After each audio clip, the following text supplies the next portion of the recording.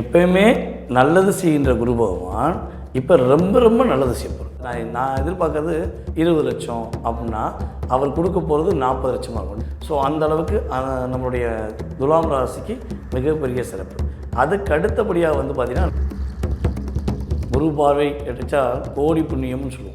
வாழ்க்கையில் ஏன் வாழ்கிறோம், எதுக்கு வாழ்கிறோம், உண்மையிலே நம்மளாம் நல்லா இருப்போமா இல்லை இப்படியே போயிடுமான்னு நினைக்கக்கூடிய விருச்சிக ராசிக்காரங்க வெற்றி பெறக்கூடிய யோகம். ஸோ அதுக்கடுத்து 7.5 பணியில் எட்டி பிடிக்க முடியாத அளவுக்கு வாழ்க்கையை தொலைச்சி சின்ன பின்னமான குருவை ஆக்டிவேட் பண்ணுறதுக்கு 2 விதமான வகைகள் இருக்குது. ஒன்று வழிபாடு, இன்னொன்று நம்மளுடைய வாழ்வியல் பரிகாரம். நம்முடைய சிவன் கோயிலில் போய் நவகிரகத்தில் உள்ள குரு பகவானை போய் மனசார வழிபாடு செய்வது டோட்டலாகவே குருவுடைய ஆசீர்வாதம் அவங்களுக்கு கிடைக்கும்.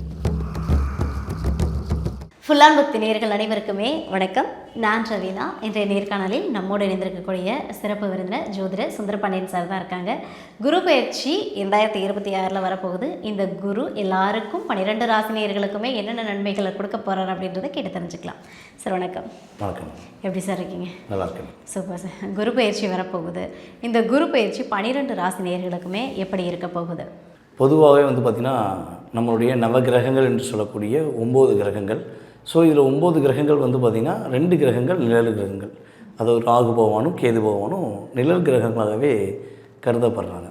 ஸோ மீதி உள்ள 7 கிரகங்கள்னு சொல்லுவோம். இது ரியல் கிரகங்கள். ஸோ இந்த கிரகங்கள் பார்த்திங்கன்னா மிக சுப கிரகம் அப்படின்னு சொல்லுவோம். அதாவது டோட்டலாகவே சுபத்தன்மையில் உள்ளவர் நம்மளுடைய குரு பகவான். ஸோ அப்படிப்பட்ட குரு பகவான் இந்த 2026 ஜூன் மாதத்தில் கரெக்டாக நம்முடைய மிதுன ராசியில் இருக்க குரு பகவான் கடக ராசிக்குள்ளே வரும். அதாவது காலச்சக்கரத்துக்கு 4ஆம் இடம். ஸோ இந்த 4ஆம் இடம் ஏன் மெயினாக சொல்கிறோம்னா, இந்த 4ஆம் இடத்துக்கு வரதான் மிகப்பெரிய ஒரு யோகம். கிட்டத்தட்ட 12 வருடத்துக்கு ஒரு முறை தான் கடகராசிக்குள்ளே தன்னுடைய உச்ச வீட்டுக்கு வருவார். கடகராசியில் குரு பகவான் உச்சம்னு சொல்லுவோம். ஸோ எப்பயுமே நல்லது செய்கின்ற குரு பகவான் இப்போ ரொம்ப ரொம்ப நல்லது செய்யப்படும். ஸோ அப்படிப்பட்ட தன்மை தான் இந்த குரு பயிற்சி மூலமாக உலகியல் ரீதியாக நிறைய மாற்றங்கள், நிறைய முன்னேற்றங்கள். நம்மளுடைய 12 ராசி நேயர்களுக்குமே எது கிடைக்கல, எது எனக்கு கிடைச்சா நல்லாயிருக்கும், எது என்னை விட்டு போனால் நல்லாயிருக்கும் அப்படின்னு ஒவ்வொருத்தவங்களுக்கும் ஒவ்வொரு எதிர்பார்ப்புகள் இருக்கும் இல்லவா? அந்த எதிர்பார்ப்புகளை நிறைவேற்றக்கூடிய தன்மையில் குரு பகவானுடைய அற்புதமான பார்வைகள், உச்ச வீட்டிலேருந்து அவருடைய அற்புதமான பார்வையான 5ஆம் பார்வை, 7ஆம் பார்வை, 9ஆம் பார்வை. ஸோ இந்த 3 பார்வைகள் மூலமாக படாத பாடுபடக்கூடிய என்னால் வாழவே முடியல அப்படின்னு நினைக்கிற எந்த நேர்களாக இருந்தாலும் சரி, அவங்களுடைய வாழ்க்கையில் ஒரு நேர்த்தியான ஒரு வாழ்க்கையை அற்புதமாக அமைச்சு கொடுக்கக்கூடிய செயல்பாடு இந்த குரு பயிற்சிக்கு மேலும் உண்மையிலே சூப்பர். Okay, super sir. எந்தெந்த ராசி நேயர்களுக்கெல்லாம் குரு பயிற்சியில் பண வரவாக இருக்கட்டும், இல்லைனா திடீர் ஜாக்பாட்டாக இருக்கட்டும் கிடைக்க போகுது? பொதுவாகவே பார்த்திங்கன்னா அந்த பொருளாதாரம் அப்படின்னு சொல்லுவோம். ஸோ இந்த பொருளாதாரம் அப்படிங்கிறது 2ஆம் இடத்தை குறிக்கும். 2, 11 தான் நம்முடைய பொருளாதாரம் சார்ந்த விஷயங்களை குறிக்கும். ஸோ அப்படி பார்க்கும்போது பார்த்திங்கன்னா நம்முடைய குரு பகவான் நம்முடைய துலாம் ராசி நேயர்களுக்கு தன்னுடைய 5ஆம் பார்வை மூலமாக பொருளாதாரம் சார்ந்த விஷயங்களில் மிகப்பெரிய ஒரு வெற்றியை கொடுப்பார். நான் எதிர்பார்க்கறது ஒரு 20 லட்சம் அப்படின்னா அவர் கொடுக்க போகிறது 40 லட்சமாக இருக்கும், டபுள் மடங்காக. ஸோ அந்த அளவுக்கு நம்மளுடைய துலாம் ராசிக்கு மிகப்பெரிய சிறப்பு. அதுக்கு அடுத்தபடியாக பார்த்திங்கன்னா நம்மளுடைய கும்பராசி ஒரு பொருளாதாரத்தில் மிகப்பெரிய ஏற்றம், மிகப்பெரிய மாற்றம் அப்படிங்கிறது நம்மளுடைய கும்பராசி என்பவர்களுக்குமே சூப்பராக இருக்கும். அதுக்கு அடுத்து நிகர் அப்படிங்கிறது பார்த்திங்கன்னா தனுசு ராசி நேயர்களுக்கு. தனுசு ராசி நேயர்களுக்கு மிகப்பெரிய சாக்பாட் அப்படின்னு சொல்கிற அளவுக்கு செமையாக இருக்கும், சூப்பராக இருக்கும். ஓகே, 3 ராசிகளுக்குமே சூப்பராக இருக்குது அப்படின்ட்டீங்க. இந்த குரு பயிற்சி பொதுவாகவே எல்லாருக்கும் நல்லது தான் பண்ணுவாங்கன்னுவாங்க. ஆனால் இந்த குரு பயிற்சி டைமில் ஏதாவது சில ராசிகள் இல்லை ஒரு சில ராசிகள் கொஞ்சம் கவனமாக இருக்கணும்னா எந்த ராசியாவது இருக்காங்களா? அதாவது நம்மளுடைய குரு பயிற்சி நடந்த பிறகு எல்லாருமே ஃபஸ்ட்டு மன நிம்மதியாக இருப்பாங்க. மன நிம்மதி அவங்களுக்கு கட்டாயமும் உண்டு. ஏன்னா ஒவ்வொரு ராசிக்கும் அவருடைய பார்வை மூலமாக ஒரு விதமான மாற்றம் கொடுப்பார். கொஞ்சம் நிதானமாக, அதாவது சூப்பராக வருது இருந்தாலும் நான் கொஞ்சம் நிதானமாக இருக்கணும் அப்படின்னா நம்ம சனி பகவானுடைய பார்வையில் இருக்கின்ற நம்மளுடைய மீன ராசிக்காரங்க கொஞ்சம் நிதானமாக செயல்படணும். ஸோ அதுக்கடுத்து பார்த்திங்கன்னா கன்னி ராசிக்காரங்க கொஞ்சம் பொறுமையாக, அதாவது வாய்ப்புகள் நிறைய வரும், அதை சரியான முறையில் பயன்படுத்திக்கணும் அப்படின்னு சொல்லுவோம். ஸோ அதுக்கடுத்து தனுசு ராசிக்காரங்க. தனுசு ராசிக்காரங்களுக்கு என்ன தான் ஜாக்பாட் அடித்தாலும் அவங்களுக்காக வாழ்கிறதே கிடையாது. ஸோ இந்த வட்டம் அவங்களுக்காக கரெக்டாக வாழ்ந்தாங்கன்னா அவங்களுக்கு அந்த ஜாக்பாட் அவங்க பயன்படுத்தி சந்தோஷமாக இருக்கிறதுக்கான ஒரு அற்புதமான வாய்ப்பு உறுதியாக உண்டு. ஓகே, இந்தந்த ராசி நேர்கள் வீட்டிலலாம் சுபகாரியங்கள் கட்டாயம் நடந்தே தீரணும்னா எந்த ராசி நேர்கள்? குரு பார்வை கிடைச்சா கோடி புண்ணியம்னு சொல்லுவோம். ஏன்னா ஒரு திருமணமாக இருக்கட்டும், ஒரு வீட்டில் ஒரு சுப நிகழ்ச்சியாக இருக்கட்டும், ஸோ எல்லாத்துக்குமே ஒரு ஜாதகத்தை பார்க்க போகும் என்ன சொல்லணும்னா குரு பார்வை வந்துச்சுங்க, கவலையே பட தேவையில்ல அப்படின்னு சொல்லக்கூடிய வார்த்தை குரு பார்வைக்கு தான் இருக்குது.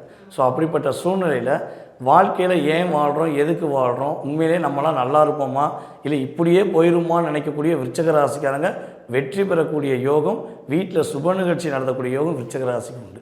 ஸோ அதுக்கடுத்து 7.5 பணியில் எட்டி பிடிக்க முடியாத அளவுக்கு வாழ்க்கையை தொலைச்சி சின்ன பின்னமான நம்மளுடைய மகர ராசிக்காரங்க இனிமேல் தான் சிறப்பாக இருக்க போகிறோங்க. மகர ராசி வீட்டில் உறுதியாக சுப நிகழ்ச்சி என்பது இந்த குரு பயிற்சி மூலமாக உறுதியாக உண்டு.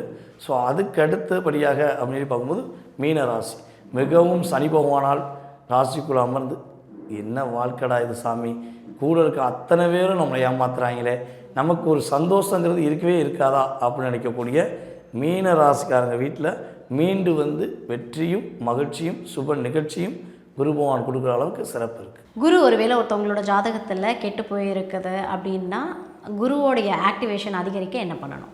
இப்போ குரு பகவான் வந்து பார்த்திங்கன்னா பொதுவாகவே இப்போ நம்மளுடைய தனுசு ராசிக்கு 8ஆம் இடத்துக்கு வர, ஸோ இது வந்து பொதுவாகவே அவங்களுடைய சுய ஜாதகத்தில் குரு கெட்டு போயிருக்காரு, குரு வந்து ஒரு 6, 8, 12 இருக்கார், இல்லைன்னா நீச்சம் அடைஞ்சிருக்காரு, ஏதாவது பாவ கிரகங்களோட இணைவில் இருக்கார், அதனால் குருவோடைய ஆசீர்வாதம் எங்களுக்கு கிடைக்கல அப்படின்னா குருவை ஆக்டிவேட் பண்ணுறதுக்கு 2 விதமான வகைகள் இருக்குது. ஒன்று வழிபாடு, இன்னொன்று நம்மளுடைய வாழ்வியல் பரிகாரம். ஸோ வழிபாடு அப்படிங்கும்போது திருச்செந்தூர் முருகன் கோயிலில் போய் அவங்க வழிபாடு செய்வது சூப்பராக இருக்கும். அதே போல் குரு ஓரையில் நம்முடைய சிவன் கோயிலில் போய் நவகிரகத்தில் உள்ள குரு பகவானை போய் மனசார வழிபாடு செய்வது டோட்டலாகவே குருவுடைய ஆசீர்வாதம் அவங்களுக்கு கிடைக்கும். இது ஒவ்வொரு முருகன் கோயிலையுமே போய் வழிபாடு செய்வது சிறப்பு. திருச்செந்தூர் முருகன் கோயிலில் வழிபாடு ரொம்ப சிறப்பு, ஏன்னா அது குரு ஸ்தலம்னே சொல்லுவோம். ஸோ அங்கே போய் வழிபாடு செய்வது அவங்களே ஆக்டிவேட் பண்ணக்கூடிய செயல்பாடு. வருஷத்துக்கு ஒருக்க நான் திருச்செந்தூர் போகிறேன் அப்படின்னு சொல்கிறவங்க கண்டிப்பாக குருவுடைய ஆசீர்வாதத்தில் சிறப்பாக இருப்பாங்கன்னு சொல்லலாம். இப்போ வந்து வாழ்வியல் பரிகாரம் அப்படின்னு சொல்லி பார்த்திங்கன்னா குருனாலே குழந்தை, குருனாலே நம்மளுடைய ஆசிரியர். அப்போ நம்மளுடைய ஆசிரியர் பெருமக்களுக்கு நம்ம மரியாதை கொடுக்கறது, அவங்களுக்கு தேவையான அவங்களுக்கு ட்ரெஸ் எடுத்து கொடுக்குறது, நம்ம பிறந்தநாளுக்கு ட்ரெஸ் எடுக்கும்போது நம்ம ஆசிரியரை போய் பார்த்து நமக்கு பாடம் கற்றுக் கொடுத்த ஆசிரியருக்கு மரியாதை கொடுத்து அவங்களுக்கு ஒரு ஆடை வாங்கி கொடுத்து அவங்களுடைய ஆசீர்வாதம் வாங்கிட்டு வந்தால் அந்த குரு ஆசீர்வாதம் பண்ணும்போது மேலே இருக்க குரு ஆட்டோமேட்டிக்காக ஆசீர்வாதம் பண்ணுவார். இது வாழ்வியல் பரிகாரம். ஸோ அதுக்கடுத்து வந்து பார்த்திங்கன்னா குழந்தைகள் இருக்காங்க பார்த்திங்கன்னா, நம்மளுடைய ஆதரவற்ற குழந்தைகள் சொல்லி ஆசிரமத்தில் இருப்பாங்க பார்த்திங்கன்னா, சிறு குழந்தைகள். இந்த குழந்தைகளுடைய உணவுக்கு இவங்களால் முடிஞ்ச உதவி செய்கிறது, அவங்களுடைய சாப்பாடு ப்ளஸ் அவங்களுக்கு படிக்கிறதுக்கு ஏதாவது ஹெல்ப் பண்ணுறது.